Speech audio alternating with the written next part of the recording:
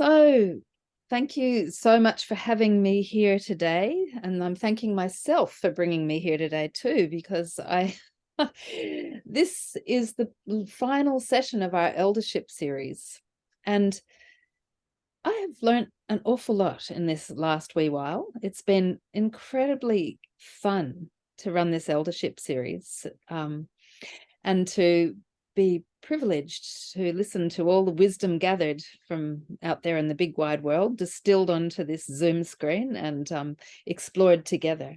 So I feel like there's been a number of different themes that have happened throughout this Eldership series that I really wanted to bring to the forefront and weave into a picture, I guess, of how I hope or how I see we might develop this conversation of eldership, how we might explore, how we might use the concept of eldership to think into what we're all doing here as healers, therapists, practitioners, people that actually have an interest in humanity evolving and, brick by brick, human by human, coming back. So that first phrase, coming back, is something that's come up, I would imagine, in most of the sessions that we've run this week. And what I love about the idea of coming back to ourselves, coming back to who we are on this planet, coming back to each other, coming back to everything, is that it sums up for me what we're all doing here as therapists, practitioners, healers. You can name us however you like, but I guess that our community here on SoulAdvisor and our community beyond SoulAdvisor is all about seeing the realization of a healthier, happier, more connected, well planet. And I guess that whole concept of coming back that lies in the essence of that is to help us, is to understand that that's our birthright. It's not like we have to go out there and develop any new skills or any new concepts. We have them all. When I talk to the elders in this country, and I'd like to hope that, while we sit here, we are talking to the elders in this country, those that have passed, those that are out there on the airwaves, and those that are emerging, because as they say in this country, anything that's ever said, any sound that's uttered or made, exists forever and travels around and is always available out there in the ether. So I perceive this conversation as not just you, Merv, you, Tanya, and me, Cate, talking, but I perceive this conversation as we're creating something here that has resonance and will spread and is spreading. And I, in that context, before we really get into the pithy part of eldership, I'd just like to pay my deep respects to all the elders whose wisdom has traveled throughout the airwaves here in this country. And I'd also like to pay my respects to the wisdom of the kookaburras, the wisdom of the trees, the fish, and every little insect that ever utters a noise out there. And there was a lot said this past 11 days also about the fact that nature teaches us as if it were an elder, as if Mother Earth is also the elder. So it's not just our human elders that we're learning from, it's nature as elder. So deep respect and deep thanks for existing in this form and being able to have a chat. So that took off on rather a deep tangent. Let's lighten it up, shall we? When we were hanging out, Merv, when we were talking the other day, everything you said made me laugh. And that theme of playfulness, first and foremost, although other people aren't working in modalities that necessarily are playful, yours is playful, Merv, but, other people are working in quantum consciousness and they're working in traditional Chinese medicine, whatever it is. What everybody came to was not only that we're coming back, but that real eldership is playful. and it engenders people with a sense of possibility. It engenders those that we're trying to hold with a sense of real possibility and lightness of being, and an expanded kind of way of looking at everything that begets laughter, that brings about a way of approaching troubles and glitches and the inevitable obstacles and inevitable things that we have to climb over, under, or push through, that engenders all of that with a sense of lightness and a sense of understanding that things are just temporary, they're permanently in movement, and if we can gain that bigger picture, that we can just move ahead. So everybody came to that kind in different ways, of course, and different words, came to that or shared that understanding that really being an elder is just like moving up, having had all those experiences, all that learning, all that wisdom from all their elders, etc., etc. They've just moved up a notch or two and can see the bigger picture, or as we kept talking about, the cosmic joke of it all, and that is a gift that elders bring. There's so much to say. And what I'd like to do, after just saying one more thing, is bring to light some of the wisdom that was shared this week by individuals. So I'm going to be sharing my screen and sharing the 11 elders, and just having a little summary, I guess, of what those people brought to my attention in terms of eldership.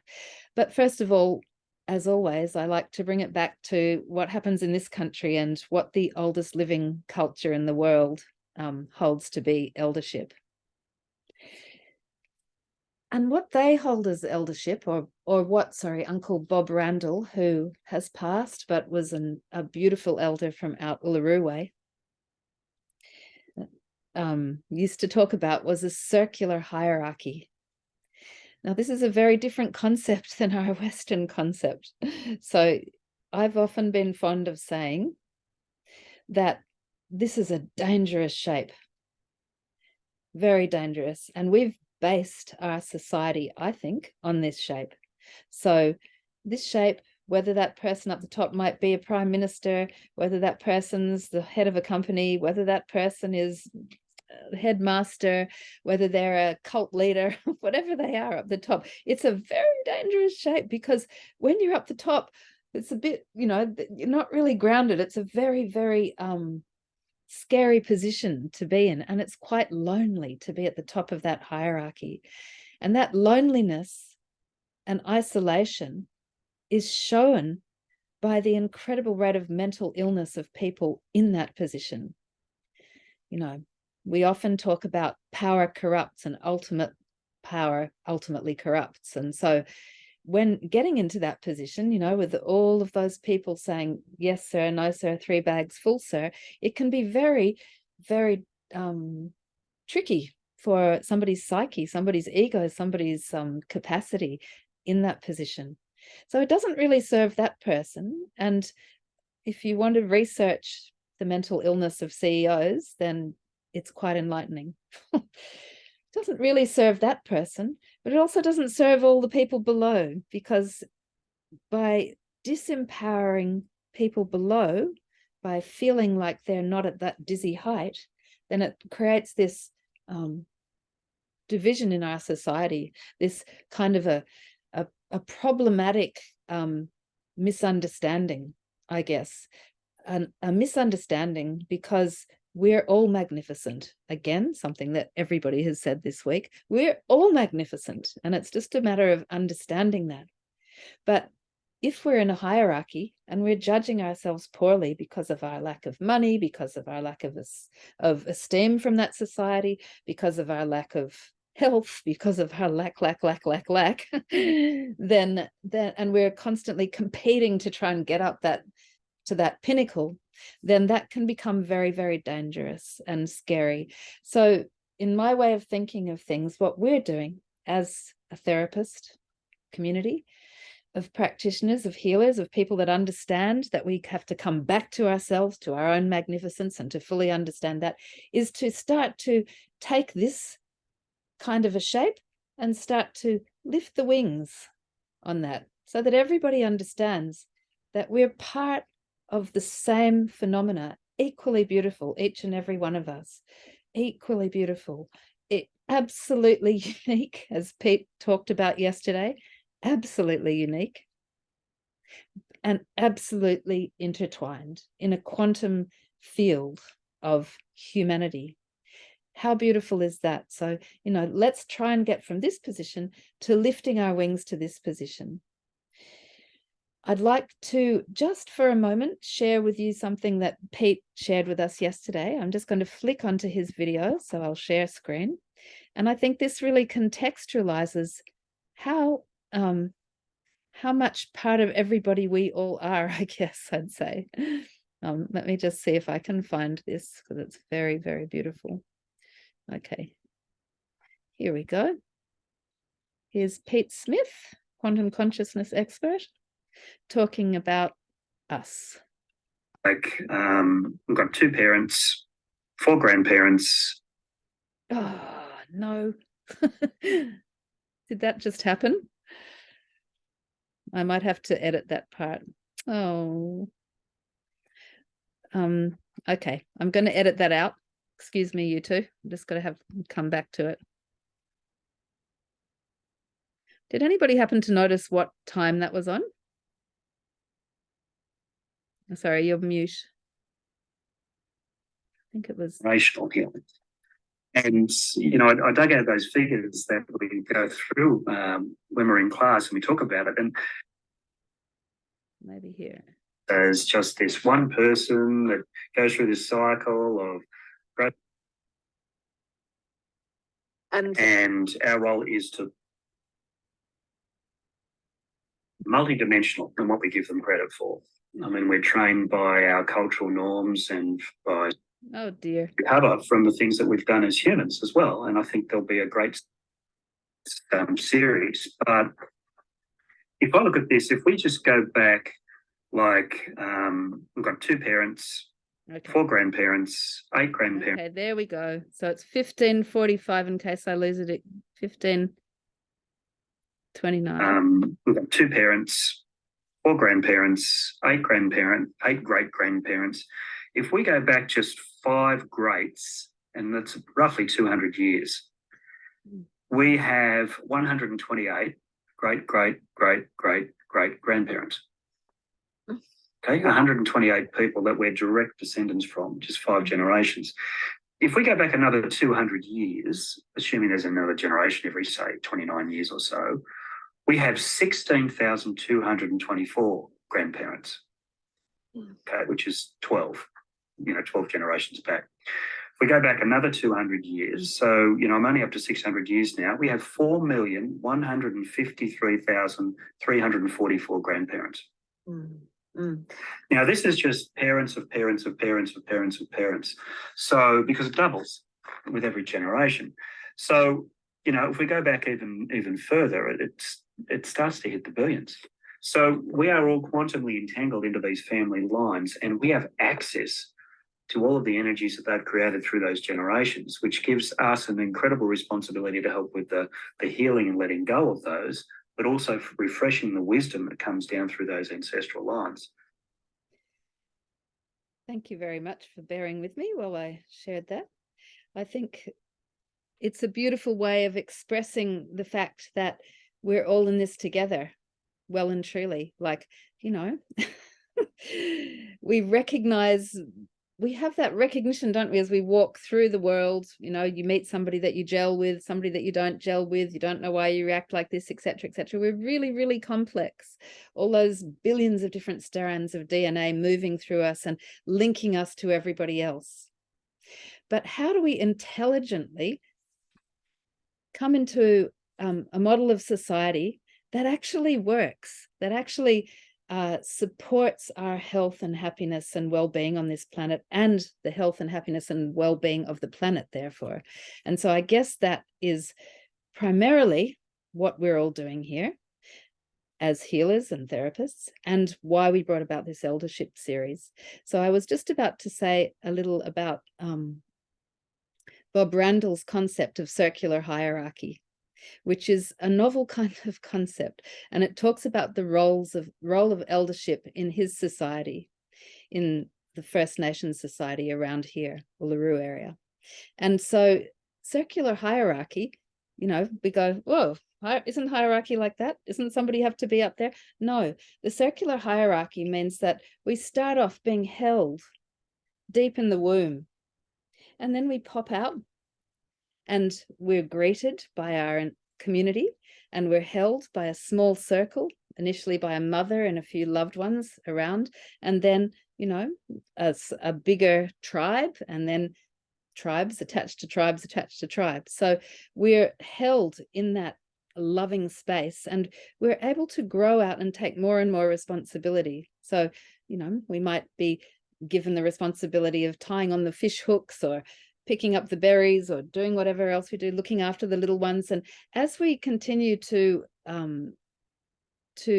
gain wisdom and grow in experience, we move further out in that circle and are able to hold the people who are coming up through the middle of it.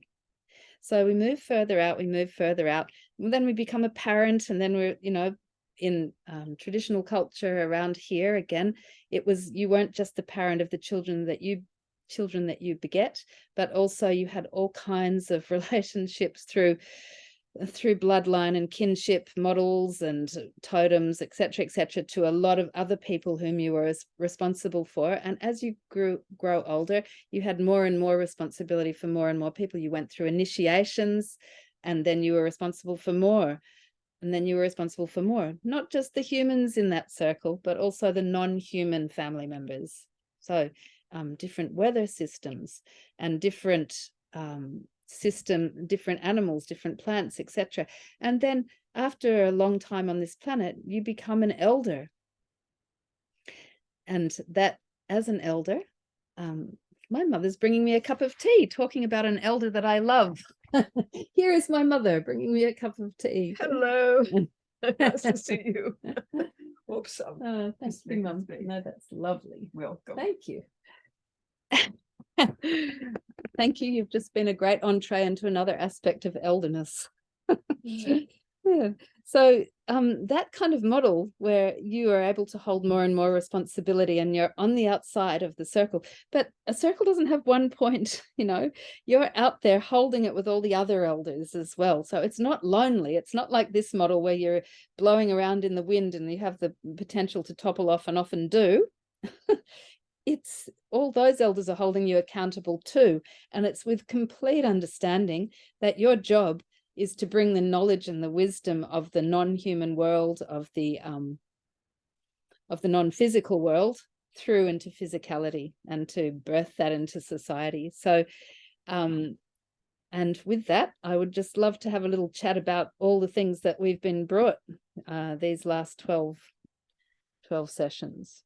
So again, I'm going to just, it's just going to bring us into a shared screen. And then we'll click on to Jarapan Jimpa. That's this fellow down in the corner. There he is. And I'd love, Tanya, you, and also you, Merv, to chime in at any time, because you were both privy to Jarapan Jimpa's wisdom. Jarapan Jimpa brought us a living example of what it is to be an elder in a very traditional way, I guess. So Jarapan Jimpa has 83 children, grandchildren, and great-grandchildren. So he practices eldership with all its joys and sorrows every day. That's a lot of people to be responsible for. And I think, you know, he really does kind of bring that concept of what it is to be, when asked what it was to be an elder and how we would move ahead with to come about to bring a healthy planet. His message there was that it's all about respect. It's all about respect for each other's stories, and that there's never any one story, and that everybody's story is correct, and that together we can build, through our diversity and our ways of seeing, we can build a strong and robust kind of future together, which is place-based. He kept emphasizing that the story has to come from the respect of the place that you find yourself. So it was a very, I guess, a very strong understanding that country is a big teacher. too. Was that your experience, or is that your experience of Jarapinjimpa, Merv and Tanya? Look, I was his biggest fan on the day. He just held me transfixed the whole time, and his concept of storylines going back forever. The other gentleman talked about mathematical equation like this 2 times 2 times 4 times and that, but he talked about song lines that essentially went forever. And then when I asked him about truth telling, it's about all the stories. So it's very much that circular community thing about everyone's stories coming together rather than just his story. And he was so humble in everything that he said. He was coming from a point of knowledge and understanding going back all of those thousands of years, but he never said it in such a way that I'm the only person who knows this stuff. You know, he said mine is just one of many voices to go out there and just tell our stories. And I thought that was just quite wonderful, actually. Wasn't it beautiful? Yeah. Yeah. I guess, you know, that you brought forward something that's really important there, which is humility. And, you know, many of the elders whom we interviewed this week talked about that. And I think that Martine was particularly vocal on the vulnerability of having to understand. Oh, and so was Jackie Bushell also. Vulnerability, that understanding that, you know, you don't have all the answers and you are out there on a limb, but there you are. It's a vulnerable state to be in. And in that vulnerable state, as an elder, you continue to grow and emerge and learn. Yeah. That was really lovely. And the song lines that go on forever and ever. Yeah. Gorgeous stuff. Tanya, what's your feeling about Jarapinjimpa's eldership? Oh, I love Jarapinjimpa. I learn something all the time from him, and I don't understand it in words. It's just a feeling. It's like a transformation healing. And yeah, it's like a transformation healing every time he speaks, because he tells you, he doesn't tell you anything. He teaches you through story, and you have to work it out for yourself. So he doesn't spoon feed you like so many people do, you know. And so you go away and you know, I just learned something, I don't know what it is. But you know, because you've been in this industry, not for as long as he has, or, you know, as other elders, but you know that 6 months, 12 months down the track, everything he said's just going to go click, click, click, click, click. And he does it all with humor. And for me, oh, when I think of him, I always tear up because I just learn so much. He just is just really a phenomenal human being that opens your heart without you knowing, and then gives you space to be who you are. And a lot of people don't allow that, but he does, and he encourages it, and he accepts. He does a way of all people are welcome here, all beings are welcome here, all experiences are welcome here. And he walks his talk. He doesn't just say it. There's a lot of people out there will say all of that, but it doesn't translate. The people that we had, including him, and he owns it really well. He owns presence. I must say this. He owns presence. People talk about presence, and a lot of people can practice presence, but they practice presence. He lives it. And I found that when I went to Uluru as well with the locals. They lived and breathed presence. And it was not an act. It was not a practice. It was not a technique. It just is. Yeah. Beautifully put. And it's a transmission almost, isn't it? Yeah. You just want to stand next to him all the time and see if some of that rubs off, you know, because you know you're getting, you know something's changing with you in their presence. If you just sit with them, if you just sit and say nothing, you know. And same with Jarapinjimpa. You know, when he comes in and like I've seen and been to his stories a few times now, and I learn something new every time.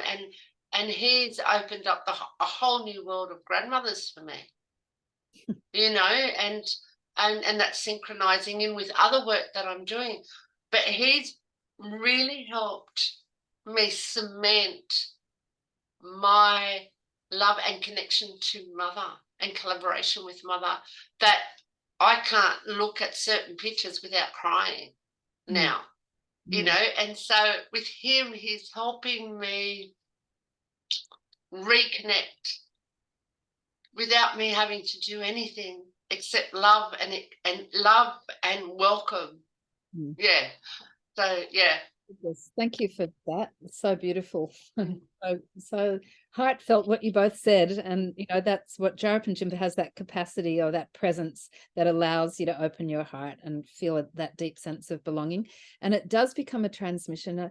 There was a beautiful line, Stephen Jenkinson, who is really my go-to when I think about elderhood and the lack thereof, says that the West is in an ancestral trance, which is, you know, a scary thing to say, really, isn't it?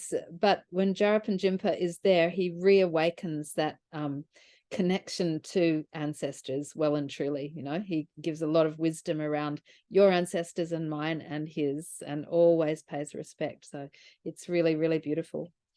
And also that essence thing, you know, that you just talked about, of you can be there and he's just living that essence, is something that we then explored a little bit with Nancy the next day. And so thinking about Nancy Parker, who is a beautiful elder, and she has been through, I don't know how many different healing modalities, allied and natural, and then eventually took what she knew to be true and brought it down to the essence of each shell, and opened her mind again to bring in Mother Earth, nature, whatever you want to call it, the cosmic forces, into each little bottle of shell essences. But, you know, her capacity to have distilled all her knowledge after all those years and brought it down to an essence that we put 3 drops under our tongue and actually shift is quite amazing.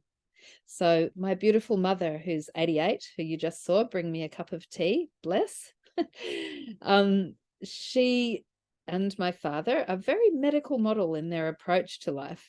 And so surprisingly, my mother said yes when I brought one of Nancy's bottles of shell essences home to her. And I brought a bottle for her and I brought a bottle for my father. And my father has had bad dreams for 20 years, but for a good few nights, he had no dreams or good dreams, which is incredible. And my mother said, I just feel smarter, like I can retain more. So, you know, what Nancy has done when she goes out in her mangroves and she talks to the shells and distills their essence under the sun and the moon, and brings that deep desire of the whole planet to communicate with us, the deep conversation that all of us living beings are having on this planet, into a small bottle so that we can listen and we can hear and we can feel, that is quite phenomenal. Yeah. Were either of you at Nancy's session? Yeah, absolutely. I've only missed two, unfortunately. And yeah, I thought it was wonderful. I didn't even know there was such a thing as shell essence. So I was interested at first, and then the more she talked about this is what I do and why, and sit in the mangroves and all that sort of thing, I'm going, that makes so much sense. So this has to be good for someone, you know, someone else who would share her belief would go, this is going to be good for me. And I think it comes back to having a deep knowledge.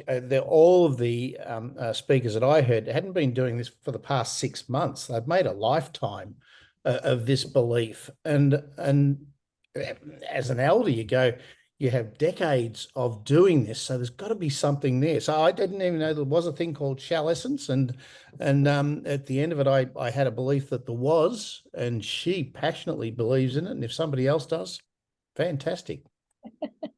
And I think, Merv, what really came across with her is that she's taking her, you know, every time she said anything, she said, this isn't me speaking. You know, I'm not saying this. I'm being given this information to transmit. And that's such a humble and beautiful way of saying things, isn't it? Because inevitably, you know, we've got our ideas from somewhere, whether it be the spirit world, the non-human world, or the human world. It's come through us. It's not something that we've egoically taken from nowhere. And I think that was a really beautiful quality that she had too. So then the following day, we had Martine talking, and I think again you were there, Merv, and you weren't there that time, but I think you know Martine anyway. Yep. And she was just wonderful in her speaking. She said so many great things, but one of the things that really stood out for me, again, was about her full intention and distillation of all her years in traditional Chinese medicine, Japanese yoga, counseling, etc., etc., etc. Like, she's been around doing healing, living healing on 3 continents for decade after decade. And what she's come down to now is that she helps people come back to their understanding of their sense of why they're here on the planet and their purpose. And she said very, very clearly that, you know, it's about helping people come into alignment with the inspiration from above and below. And that uprightness, that straightness, that capacity for us to channel the bigger energies of who we actually are, which have always existed, is what she's trying to achieve. And when somebody isn't upright, or isn't feeling strong, or isn't feeling their sense of essential presence on this earth, then they're leaning to one side, or they're buckled, or they're somehow the pipes between heaven and earth have become a little bit convoluted, and they're creating a shadow. They're casting a shadow, therefore. So as the light tries to come through them, it can't happen at correctly, and so they're casting a shadow, and that shadow is what she helps them remove by coming back into a sense of light, I guess. That's how I heard it anyway. I guess we all heard different things, but it's a beautiful analogy of casting a shadow if you're not living in your full purpose and full strength. And I really thank her for that. And you know, she talked a lot about her capacity to bring people into that through simple mechanisms. And again and again, in these last 11 sessions, it's just like, it doesn't take much, people kept saying, to bring somebody back into who they are, back into alignment. Yeah. Do either of you have anything to note about Martine's talking? Oh, not really, to add on to what you just said, but when she was going to talk about Chinese medicine, I thought she was going to be grinding up a rhinoceros horn or something like that, but it wasn't anything like that at all. It was exactly what you said, and I'm going, wow, Chinese medicine is more than doing something and digesting it and ingesting it, you know. So no, I concur with what you said there. Yeah, it comes down to the deep philosophy, doesn't it? And I feel like all of us were just talking always about, well, what have you, after all those million billion different lessons, what have we come down to? Yeah. Yeah, I found that, I wasn't at Martine's, but across everybody's that I was able to get to, it was very much it. Some people talked a bit about what they did, but when they got that out of the way, then we had the philosophy, then we had the learnings, then we had the humility, and that was the communication. So that's when they were really grabbing that essence and anchoring that, you know, into our space. And I think that's what they do. Everything else is what they learn, that's what they do, but it's a physical thing. And then there's the energetics of it all, and that's the gold. That's the gold. It's what is, unseen, what isn't in the textbook. Okay. And I think that's what, and all of them have honed their skills and they've transcended where they started. The initial purpose, you know. And Merv was one of those people as well, that what he was doing, I just wanted to jump on the bandwagon and go, how do I help? you know, where he was going with the research and all of that sort of stuff. And I just want to be a part of this. Yeah. You know what I mean? Because they're doing more. They're now, okay, we worked with people, we're still going to do that, or we're going to expand on that, or we're going to get people to do it for us because we have a bigger goal. You know, some people did and some people didn't, and it didn't matter. It depends on where, like she said, where your purpose is, where you feel you're feeling called to do. And some people are that person that will push and push that communication and get it out there. And some people will, like Nancy does the little courses, but doesn't really advertise. She sits there and whoever needs to come, you know, and so you have, it's just magic. Yeah.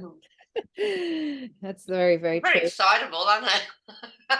Oh, it's beautiful. And so Martine's also really emphasized that whole thing of ongoing learning, as did the next day we had Pauline come, and also she echoed Martine in her discussion of lifelong learning, you know, that there's never a dull moment. You're continually learning, continually taking the chance to relate to somebody and see what the lesson is there. And she told that beautiful story about Johnny under the tree, you know, up in Broome, who had called her over, and then for night after night while she was in Broome, they'd sat under the tree and had a really deep discussion about life. So, you know, it's just answering the call to learn continually. You know, Pauline, I think, is round about the youngest elder one could have in her mentality. Every time you ask Pauline a question, she answers it tangentially, creatively, and that's really, really special, that capacity, definitely. Yeah, I really just also love the way that Pauline relates to learning and not shying away. So often when I'm in my industry of yoga and I talk to yogis, it's all light and happiness and joy factor, which of course is not realistic. Our journey through life is uphill, down ravine, you know, get wet, get cold, come out to the sunshine, etc., etc. And so she and I have often had talks about the exhaustion of learning yoga, you know, from our elders. It was tiring. We had all kinds of things going. When I did my training, we used to do 10-day fasts where we'd start for the first 3 days by eating minimal stuff. Then we'd have 4 days of absolutely no food and only the tiniest sip of water, and then we'd build up again. But for those last 2 days, as we went into nothingness, and those first 2 days when we came out of nothingness, we'd eat raw rice. Crunch. You try eating raw rice. It's like, it was delicious at that point, let me tell you. But, you know, it was, I think that for me is like the essence of my yoga learning, was to understand and have deep gratitude for being given everything that we've been given. And Pauline talked about the fact that she would get up at, you know, 3:34, go and be with her teacher, do all the kriyas, do all the meditations, etc., do the practice, and then go off to a full day's work, and then go back to her teacher Joy's house and spend another 3 hours in the evening learning more yoga, and then do it all again the next day for 4 years. It's not easy. Yeah. I wonder what you two took away from Pauline's. I love Pauline. Pauline made me laugh. She was blunt, to the point, and she was still kind, but she didn't sugarcoat anything. And she was real. For me, Pauline was real. And I thought that was good. You know, I enjoyed, she was a breath of fresh air, and she came to pretty much all of them. She actually sent her apologies for today. But all her comments as well, and her questions throughout, they were really good. Like, she really lived. And she'd seen the ups and the downs and everything. And I found her very real, very anchored, very grounded. Yeah. Beautiful. Merv, any comment? Yeah, Pauline for me reminded me of that line in the Paul Hogan movie Crocodile Dundee. This isn't a knife. This is a knife. So I can just imagine Pauline going, "This is not yoga. This is yoga." And I hear you. and she doesn't teach it and she doesn't learn it. She lives it. And I this is yoga, and I love that because everyone thinks that, oh, I'll just go and do this course and I'll be this, and I'll do this and I'll be this. But she is just the epitome of living yoga. And very direct. I felt that if I was to ever ask Pauline anything, she wouldn't beat around the bush. She'd go, "This is how I believe it to be." And if anyone else got another opinion, that's fine. But I just loved her directness and her living what she's doing rather than just learning or teaching what she's doing. Beautiful. Thank you. And then the next day we had Jackie Bushell, and I loved having Jackie on in terms of story. Like, she is such a good storyteller, isn't she? Were you there, both of you there for that one? Yeah. And so she just told the story the way that it ought to be told. And I really just loved that she was able to paint a picture that I felt drawn into in a big, big sense. And one thing that she said about story, or the power of story, one thing that I'll take with me is she was referring to another person's practice that she had learned from, which was to take, if somebody comes to you with an issue and needs to be transformed or needs your help, then asking that person to look at what happened and then come up with 3 entirely different stories around what happened just then.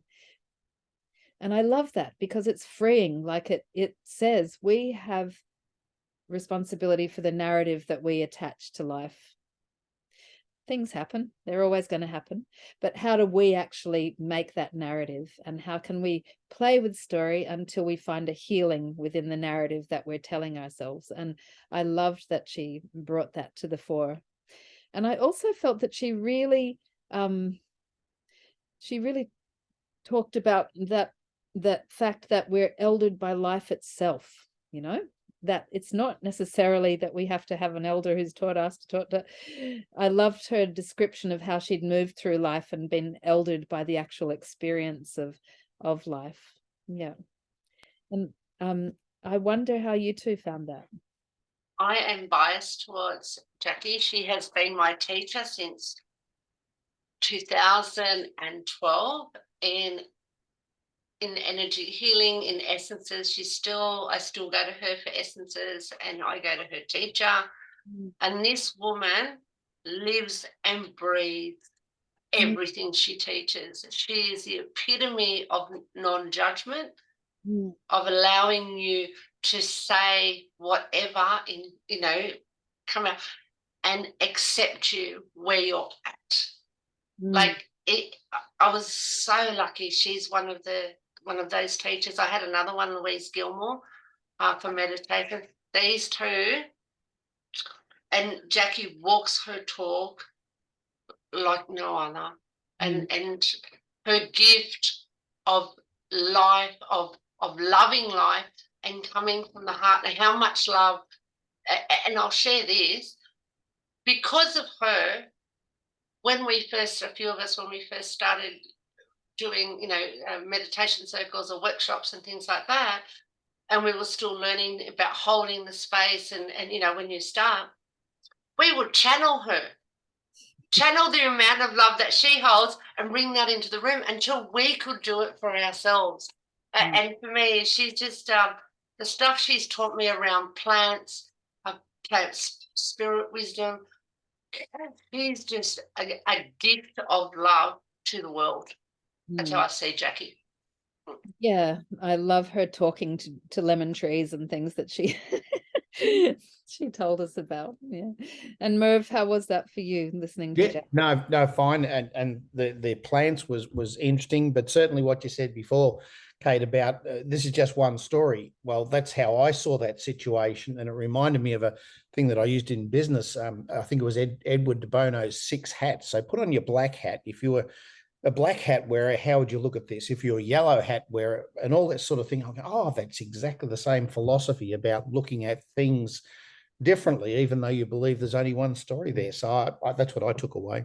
Yeah, beautiful. And I also, I love the healing capacity of story. I think that it's really magnificent, and I love how she uses it. And I was reminded of Jon Young's speaking about story and how culture is imparted through story. And I think for me, that a lot of, I guess we all have that, but we are thirsty for stories, right?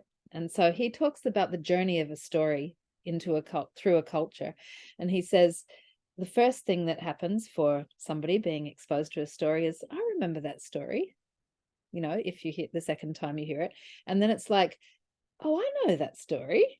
It's that recognition that suddenly, oh, that sparks in me. I know that story. And then to move from that to, oh, I love that story. That story starts to have real relationship to who you are on the planet, etc., etc. And then it becomes, oh, that's my story. And, I'm in that story, and then that's my story. And then we can pass it on. And that's kind of how culture moves down, isn't it, through us?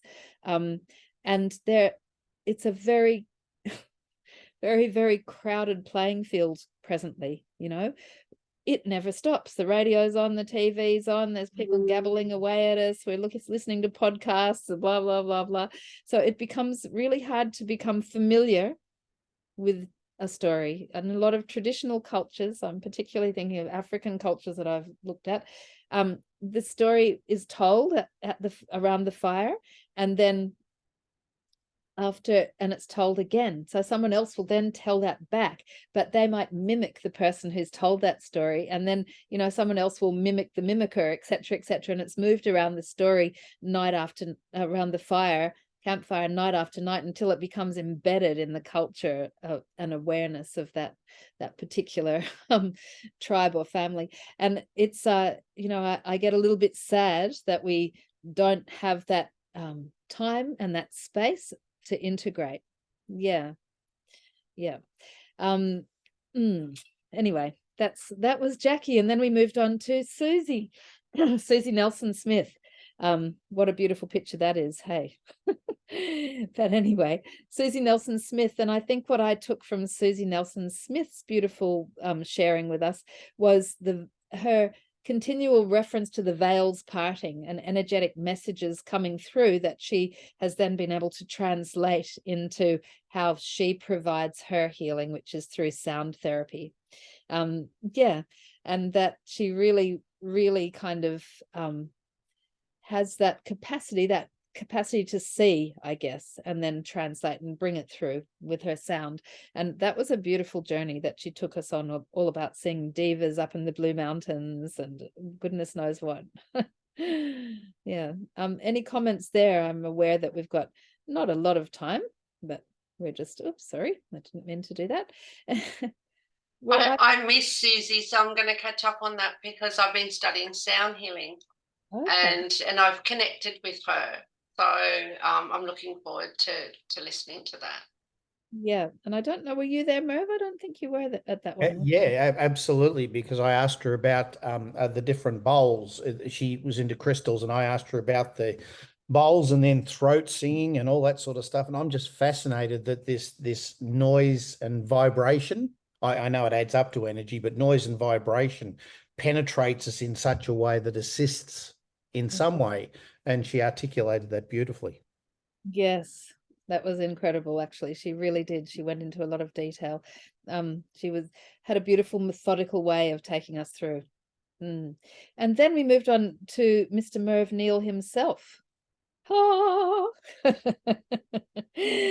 that was a beautiful talk, Merv. As I said, it made me feel like laughing the entire time. And what I loved about that was just your passion in taking what you have gleaned from life out to a wider audience, and finding different ways to express that and present that and move that through. And you never stop, like you've got a great way with words. And the development of a laughy that you took us through was fabulous. You're on silence there, Tanya. No, I'm silent. Yeah, Merv was a rock star. I did the laughy. I posted it up, and I actually posted it into the SoulAdvisor. And I sort of sat there. I said, I'm so doing this on a regular basis because it was so much fun. And I could tell that also some people actually felt confronted by it. And I thought, what an amazing experience. And I just thought, what an opportunity. These are all opportunities for confronting. The work you're doing, Merv, the science you're moving through and what you're trying to get out into the world. Seriously, I just want to be a part of that. Yeah. I really enjoyed. I got a lot out of it. And the only thing I would have said is, can you slow down? I can't type that fast. The interesting thing about the laugh is it's not mine, but it was somebody else's creation, but I grabbed it and took it a step further. And when that person found out that I did, she said, can I come with you? So it's all about collaborations with others and getting everybody's ideas. You're not the owner of all the ideas in the world. There's a collective of ideas, but go and link with those people instead of trying to do it yourself. And that's what we're doing at the moment. It is, and you know, we're growing this. This is an ongoing conversation that we're all holding, and that's the only way that it's sustainable, actually. The conversation will go on, I hope, long after we've gone, which is eldership.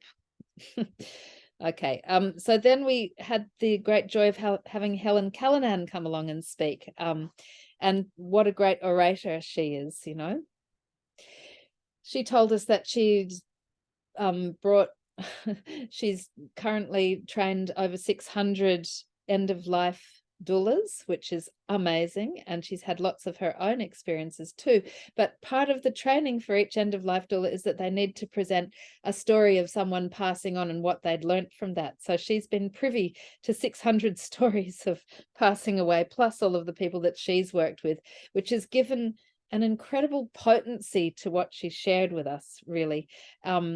And I guess what I got from her was that absolute kind of, and you too, Merv, actually, that absolute understanding and knowing that this has to get out there, you know, that my role as an elder is to expand the field for everybody else who's coming up and growing up at this time and through my modality or my knowledge. Yeah, so it was a real, really beautiful. And both you and she and every other elder there too, it's a big difference, isn't it, between leadership, expertise and eldership. I think that you know, just by virtue of having you on the session, Merv, I felt like laughing, you know, just by virtue of not at you and with you, and then just by virtue of being with Helen, there was that experience of just everything becomes potentized, because, you know, when you pass over into the next phase, when your last breath becomes your first breath in the next phase and stage, as she talked about, that coming down and then through that canal from one existence into the next form, whatever that may be, that potentization becomes so important. And she lives that, like there's a huge role for healing in that moment, which she really brought across. Anything for you too? Did I hear you say the word potentized? Yeah, I did. I don't think it is one. Is it a word? It is now. It is now. That's my word for the day. Yeah. What I got from Helen's, I tell you what, if I wanted something done, I'd give it to her. Now that doesn't mean that she would do it. It just means that she would get it done. She is a mover and a shaker, but the way that she's doing it is not in an arrogant, forceful way. But I tell you what, if I wanted something done, I'm due to connect with her tomorrow, by the way, because I'm going, yeah, you get stuff done. I'd like to be like you and make sure that I don't just talk the talk. I actually get stuff done without actually doing it myself. So I love the fact that she is getting stuff done and taking something that's this into something that is real, in and out of the conventional medicine system. I'm blown away by her. Yeah. Totally. And you could feel it. You could feel her strength. You could feel, this is what I'm here to do. This is my service. This is what I'm going to do. And I have got very, very strong boundaries. and she's going to make it happen, and she's going to take each step as it comes. She's going to hold. She was just phenomenal. And you really could feel that with her. The other part with her that she mentioned, which I loved, because Jackie Bushell had taught us, spoken about this as well in class once, was that practice, that Buddhist practice of being present to your last breath. And it's part of the Buddhist tradition or its teachings, and that to be present to that. And that for me has always stayed in my mind. And I think that is a beautiful gift that end of life doulas can support people with. And I just thought, wow, that is spreading out, and I think that's a gift. Yeah, and I love that she takes that last moment, as again, Stephen Jenkinson talks about eldership being the tutelage of limits and endings. So just by virtue of being with somebody whose time on the planet is infinite, when we get to that stage of eldership, then it's really like, okay, that there is something to be learned by knowing that this is finite. And she just she has that really strong vessel that she's carrying through that's really, really clear. I love it.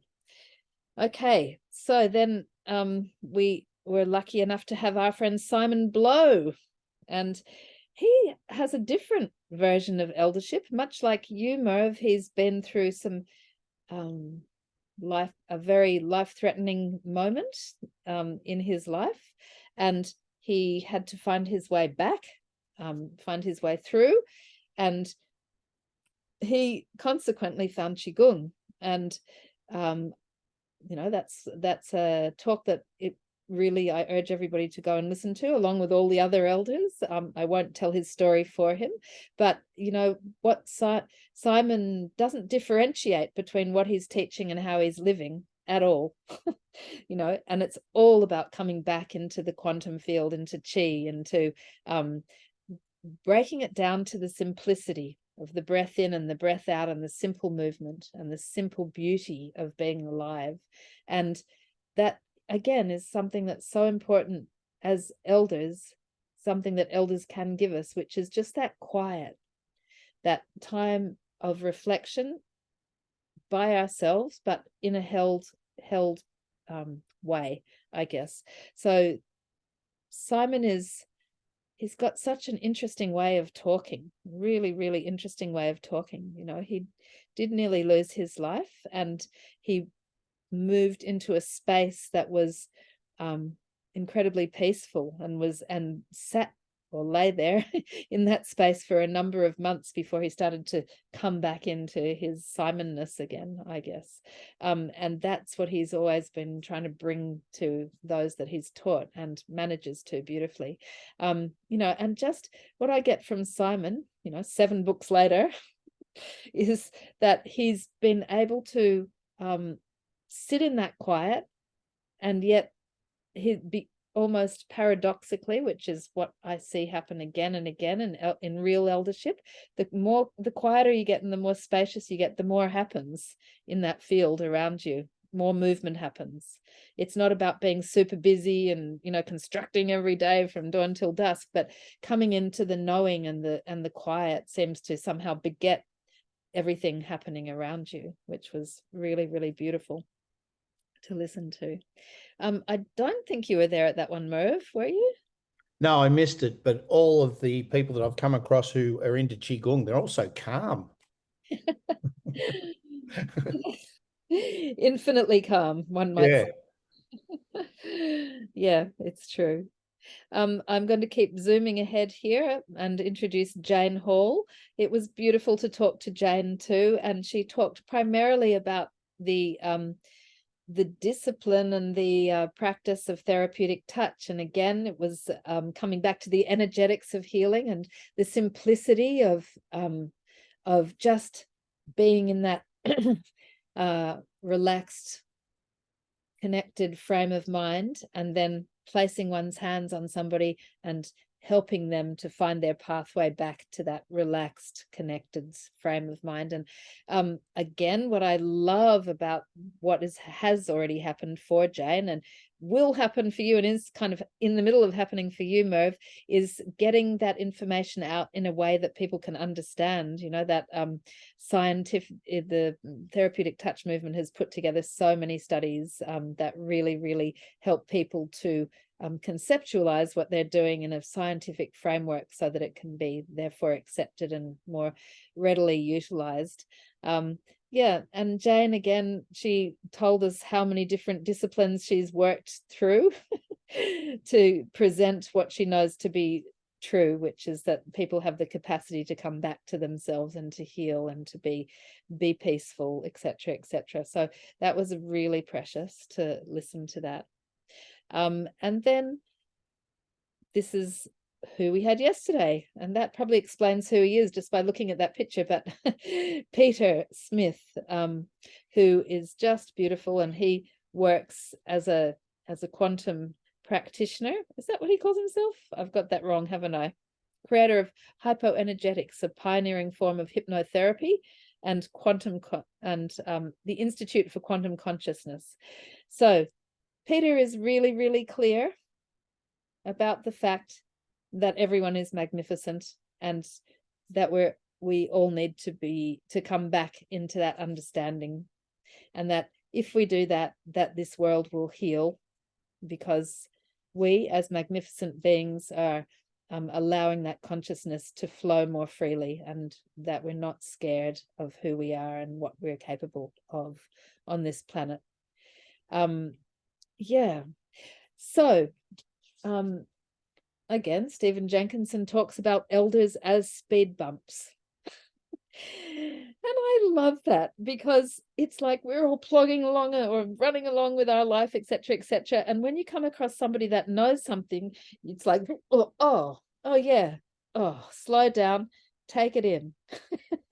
Know what you know already, you know, listen to yourself, etc., etc.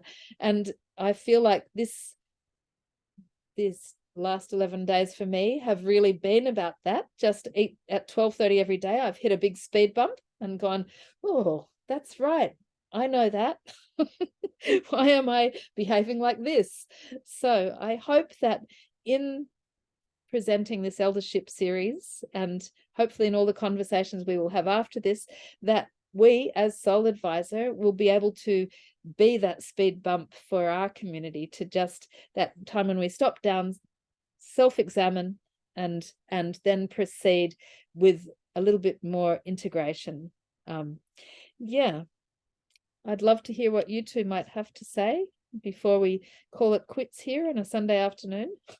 I enjoyed two things. The whole thing, for a start, every day was different.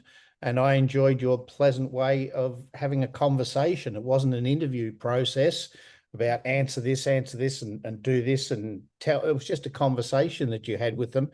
And then you invited us to be a part of the conversation. So well done you, and well done to SoulAdvisor. It's been, I think, hugely successful. I can't wait to see what you come up with next. We've got a few plans, Merv. Yep. And how about you, Tanya? Didn't realize I was still on mute. I've already got the thing for next year. Organize that during the week. No, look, I'm with Merv. I must say, everybody was really interesting. I learned a lot. And yeah, Cate, you do it so well. You do it so well. But I really would like, I actually felt that we had over 70 people register. So a lot of people are watching the replays. So on Monday, I'll be sending out an email and with the link, with everything. But I just, being live and being able to answer the questions made a huge difference. What I would like, Cate, is that you've summed up a lot of people, but I would like for you to actually talk a little bit before we go about the evolution of leadership to eldership. I think that is really important for the times we're in. And for people like me, that, you know, there's a while yet before I get to eldership. So yeah, so it's your responsibility on my part. Calling your elders to responsibility. Okay, well, I can certainly talk a little bit about what I would like to see happen, and how I see it. I think what we've been doing here is a process of regenerative learning, which means we just keep going into the learning and re-examining and tossing around, and then settles down, and then we toss it again and we come down, etc., etc. And the biggest part of learning is to let go of things that we thought we knew. And it's painful. It's like a death of anything, you know, and it hurts, because really the way that we are as a society, as a person, we've hung our hat on certain hooks. And then when we go back to examine and we realize that that hook is faulty, doesn't exist, etc., etc., it's like, oh no, you know, you have to rejig all the building blocks of who you thought you were, or what you thought you were doing, or how this society works. So letting go of who we think we are and letting go of the way that we've been doing it can often be very, very painful. So my feeling about this particular structure is that it's not sustainable. My feeling about this particular structure, I can't do it, but I want to make a circle. Yeah, thanks for that. Is that it's entirely sustainable, you know. It is how the universe works. Things go round and round. Everything's cyclical, and everything is cycles within cycles within cycles. We're looking at this beautiful diagram here. It's probably telling its own story, and I could just shut up and we could look at that for a while. So, but basically, I feel very strongly that eldership is a circular hierarchy, as Bob Randall talked about in his sharing of the ethos of the Anugu people out at Uluru. Circular hierarchy, meaning that people are safe and they're sustained in their journey out to the outside of our physical community, in order to then hold everybody that's in the middle of that community, and then they move to spirit, and then we move to spirit, and we also hold from out there. So any First Nations person will tell you that all the ancestors are there and they're holding us. So for me, that makes me feel a lot more safe. And this society has become terribly unsafe. Really, really unsafe. We're damaged, we're hurting, we've traumatized each other, we're sick, we are living in a lot of fear. That fear has been hijacked and used to enslave people. I'm going to say that word because I feel that people are limited, that other people have incorrectly taken responsibility for others in order to make profit, in order to get more power, in order to co-opt and control. And it's a very scary time to be alive on this planet with 7 billion of us. And for me, eldership really needs to be explored and expressed and fostered and supported, so that we can start to feel safe again and not mistrust ourselves and mistrust others, and to understand our rich and embedded role as humans on this planet, being custodians of this planet rather than running scared. So that's what I'd like to say about it. Yeah. And thank you for asking me to share that, Tanya. Really appreciate that moment up on my orator's box. And now I'll step down and say, have a lovely Sunday afternoon, both of you, and anybody else who will be listening into this. Thank you.